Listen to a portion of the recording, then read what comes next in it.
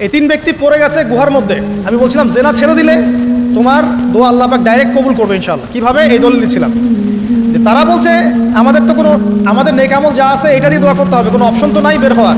একজন বলছে যে আল্লাহ আমি আমার পিতা মাতার খেদমত করতাম, মাকে দুধ পান না করিয়ে কখনো দুধ পান করি নাই, আল্লাহ এই কাজটা যদি তোমার কাছে ভালো লেগে থাকে আজকে আমাকে এই বিপদ থেকে উদ্ধার করো। এই দোয়া করার সাথে সাথেই এই গুহা থেকে পাথরটা একটু সরে গেল এভাবে।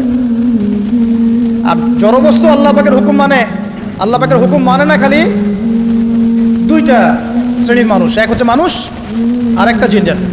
এই পুরো প্রকৃতি আল্লাহ পাকের হুকুম মেনে চলে। আর জড় বলতে আসলে কিছু নাই, যদি আমি বোঝানোর জন্য জড় বলেছি। আল্লাহ পাকের হুকুমে সব কিছু জীবন্ত। এই যে মাটিতে আমরা বসে আছি না এখন, এই মাটি কিয়ামতের মাঠে সাক্ষী দিবে যে এখানে মাহফিল হয়েছিল। হ্যাঁ, ওইখানে বসে তুমি টিকটক করেছো, লেকচার শুনো নাই ভালো করে। একটা মাহফিলে যাচ্ছিলাম, দেখলাম যে এখন স্টেজে উঠি নাই, ওই সুযোগে দেখলাম যুব সমাজ রাস্তার পাশে দাঁড়িয়ে সিগারেট খাচ্ছে, ব্রেক নিচ্ছে আর কি, চা সিগারেটের ব্রেক। হুজুর আসলে আলোচনা শুনবো। এখানে এসে যদি আমরা মানে কোরআন সুন্নাহর বাইরে কোনো কাজ করি, এই মাটি আবার সাক্ষী দিবে। এটা দলিল কোথায় আছে? সূরা জিলজাল পড়ে দেখবেন। সূরা জিলজালের মধ্যে দলিল আছে যে আল্লাহ পাকের হুকুমে এই জমিন কথা বলবে ইনশাআল্লাহ, আল্লাহ পাক হুকুম করলে। জি, তো একটু সরে গেল ওই পাথর। তারপরের ব্যক্তি দোয়া করছে, আল্লাহ আমার একজন কাজের লোক ছিল, সেই কাজের লোক কিছু টাকা পেত, টাকা না নিয়ে বেচারা চলে গেছে, আমি ওই টাকা দিয়ে কিছু পশু কিনেছি, এই পশুগুলো কিনে আমি পালন করেছি। অনেক দিন পর সেই ব্যক্তি এসেছে, আমার টাকা দাও। তখন আমি বলেছিলাম যে এই যতগুলো পশু দেখছো সব তোমার। সেই লোক বলছে, আমার সাথে কি ঠাট্টা করছো? বলছে না, ঠাট্টা করছি না, তোমার টাকা দিয়ে আমি পশু কিনেছিলাম, এই প্রজনন হতে হতে হতে আজকে এতগুলো হয়েছে, সব তোমার, নিয়ে যাও। আল্লাহ কলিজা দেখেন, আসলে দান করার জন্য কলিজা লাগে, টাকা লাগে না। আল্লাহর পথে দান করার জন্যে কলিজা লাগে, টাকা লাগে না। আর কিছু মনে করবেন না, আমি বিভিন্ন মাহফিলে যাচ্ছি, এই একটা কমন দৃশ্য দেখি এই কালেকশনের।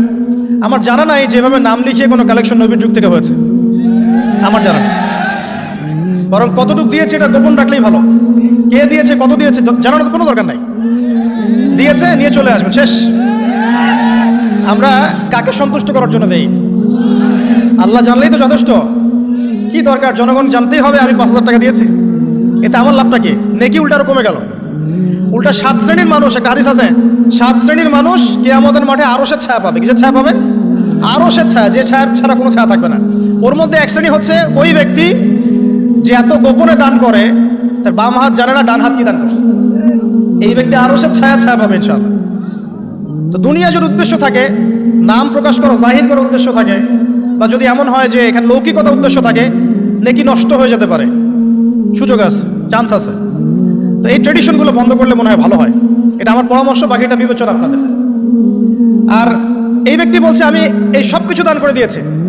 দেখেন, দান করতে কি লাগে? কলিজা লাগে, টাকা লাগে না কিন্তু। আসলে দান করতে কলিজা লাগে। অনেক রিক্সাওয়ালাকে দেখেছে আমরা, 100 টাকা দান করে দিল, মসজিদের জন্য দান যাচ্ছে, 100 টাকা দান করে দিল। আর অনেক দেখবেন বিত্তশালী, ঢাকা শহরে যাচ্ছি বনানী গুলশান দিয়ে, দান করতে চাইলে 2 টাকা দিচ্ছে, 5 টাকা দিচ্ছে।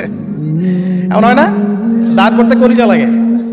আর একটা কথা মনে রাখবেন, আপনি যত দান করবেন আল্লাহ আপনাকে তত বেশি দিবেন ইনশাআল্লাহ। আল্লাহ পাকের খাজানা যে এত প্রচুর, আপনি দান করলে কমে যাবে এই চিন্তাই করবেন না কখন। তবে সবচেয়ে সেরা দান কোনটা জানেন? আপনার প্রয়োজন আছে এখন, এই প্রয়োজনের সময় দানটা হচ্ছে সেরা দান। এবং সবচেয়ে উত্তম খরচ কোনটা? সবচেয়ে উত্তম খরচ হচ্ছে আপনার পরিবারের পেছনে খরচ। আপনার পরিবারের পেছনে খরচটা আপনার সবচেয়ে শ্রেষ্ঠ খরচ। আর দান করে মধ্যম পন্থায়, এমন হবে না যে নিঃস্ব হয়ে গেলেন দান করে একদম, আবার এমন না যে কৃপণতা প্রদর্শন হচ্ছে, এমনও না। মধ্যম পন্থায় দান খয়রাত করবে ইনশাআল্লাহ। আর কিয়ামতের মাঠে মানুষ তার দানের ছায়ায় থাকবে ইনশাআল্লাহ। যে যত দান করবে ওই ছায়ার নিচে সে থাকবে। এই ব্যক্তি সব দান করে দিয়েছিল, যাও সব গরু ছাগল তোমার।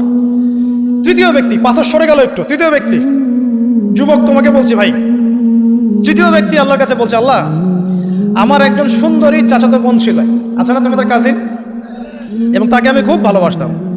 ওই যে এখন বয়ফ্রেন্ড গার্লফ্রেন্ড ফ্রি মিক্সিং, যেটা খুব ভালোবাসতাম। তো তাকে আমি পেতে চাইতাম, তাই আমি তাকে অফার করি। সে বলে যে না, আমাকে 100 স্বর্ণ মুদ্রা না দিলে আমি রাজি না।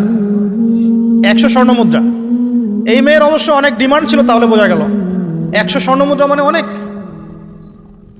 জানেন, এখন তো দেখা যায় 1500 টাকা 2000 টাকা দিয়ে মেয়ে তার ইজ্জত বিক্রি করে ফেলছে। 100 স্বর্ণ মুদ্রা, আর কাউকে কিছু দেওয়াই লাগে না, এমনি বিক্রি করে ফেলে।